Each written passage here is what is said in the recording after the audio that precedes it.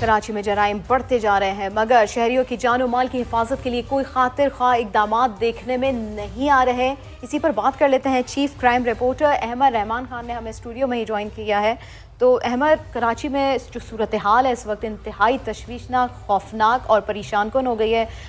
انتہائی افسوسناک خبریں ہمیں یہاں سے پڑھنی پڑتی ہیں، اور پھر یقیناً والدین اپنے بچوں کو اس لیے تو بڑا نہیں کرتے کہ اسی طرح کوئی اس کو اس طرح سے گولی مار کے چلا جائے۔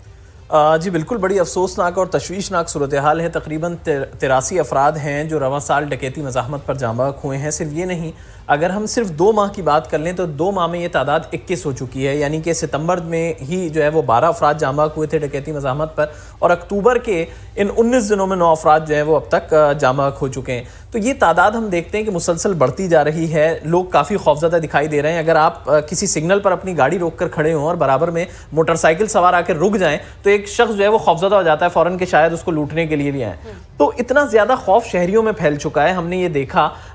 کچھ دنوں قبل ہی شادمان ٹاؤن میں خاتون جو ہے وہ اپنی بیٹی کی شادی کا سامان خرید کے واپس آ رہی تھی اور گلی میں ایک ڈکیت نے آ کے ان کو لوٹنے کی کوشش کی۔ پستول اس نے نکالی اور خاتون صرف اسلحہ دیکھ کر جاں بحق ہو گئی بیچاری۔ تو اس طرح کے واقعات ہیں۔ شہری اتنا زیادہ خوف کا شکار دکھائی دیتے ہیں، پولیس کو اقدامات کرنے ہوں گے۔ اس شہر میں جب روزانہ 90 کے قریب موٹر سائیکلیں چوری یا چھین لی جائیں گی، اتنے ہی تقریباً موبائل فون چوری یا چھین لیے جائیں گے، 3 سے 4 گاڑیاں شہریوں سے جو ہے وہ چھینی جائیں گی یا چوری ہوں گی، تو خوف کا ایلیمنٹ زیادہ بڑھے گا۔ اور ویسے بھی اگر آپ، میں کہتا ہوں 10 منٹ بھی اگر کوئی سوشل میڈیا اکاؤنٹ یوز کر لیں اور اس کو اسکرول کریں تو اتنی سی سی ٹی وی فوٹیجز آپ دیکھیں گے کہ اس علاقے میں واردات ہو گئی، اس علاقے میں واردات ہو گئی۔ اس میں پولیس افسران یہ کہتے ہیں کہ جی وہ ساری کراچی کی نہیں ہے، لیکن کراچی کی اگر وہ ساری نہیں ہے تو کچھ تو کراچی کی ہیں، وہ کچھ سی سی ٹی وی فوٹیجز تو کراچی کی ہیں، تو کم از کم انہی پر کام کیا جائے، ان سے ملزمان کو گرفتار کیا جائے تو آسانی ہوگی، کم از کم شہری بھی سکون کا سانس لیں گے۔ اچھا ایور، جس طرح سے آپ نے سی سی ٹی وی فوٹیج کا ذکر کیا اور جو لا اینڈ آرڈر کی سچویشن ہے، ہم دیکھتے ہیں کہ آپ کہیں کسی جگہ پہ جاتے ہیں تو خوف کے ساتھ ہی جاتے ہیں،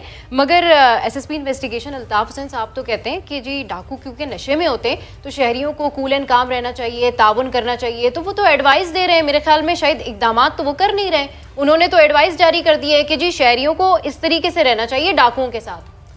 دیکھیں اب یہ بیہیویئر سمجھا رہے ہیں کہ جی شہریوں کو کیسے ایکٹ کرنا ہے اور ڈکیتوں نے آ کے کیسے ایکٹ کرنا ہے، یا ڈکیت جو ہے وہ کس حالت میں ہوتے ہیں۔ لیکن وہ یہ نہیں بتا رہے کہ ان کا ریسپانس ٹائم کیا ہوتا ہے، ہر وقت پہنچنا چاہیے یا نہیں پہنچنا چاہیے، اقدامات بتانے چاہیے اپنے کہ ہم نے کیا کیا چیزیں کر لی ہیں، ہم کس طرح ملزمان کو پکڑ رہے ہیں، کتنے گروپس ہیں۔ آج تک افسوس کے ساتھ ہم یہ کہتے ہیں کہ کراچی پولیس کو اب تک یہ نہیں پتا کہ جی اسٹریٹ کرائم کے کتنے گروپ شہر میں کام کر رہے ہیں۔ اس کی وجہ یہ وہ کہتے ہیں کہ جی یہ تو فریکوینٹلی بنتے ہیں، 2 3 4 لوگ جمع ہوئے، انہوں نے واردات پلان کی، واردات کی اور اس کے بعد فرار ہو گئے۔ اور احمد، کئی خبریں ہم اس طرح کی بھی دیتے ہیں کہ پولیس خود سہولت کار بنی ہوئی ہوتی ہے، اور یہ میں کہتی ہوں کہ انتہائی بڑا یہ سوالیہ نشان ہے پولیس کے محکمے پر بھی۔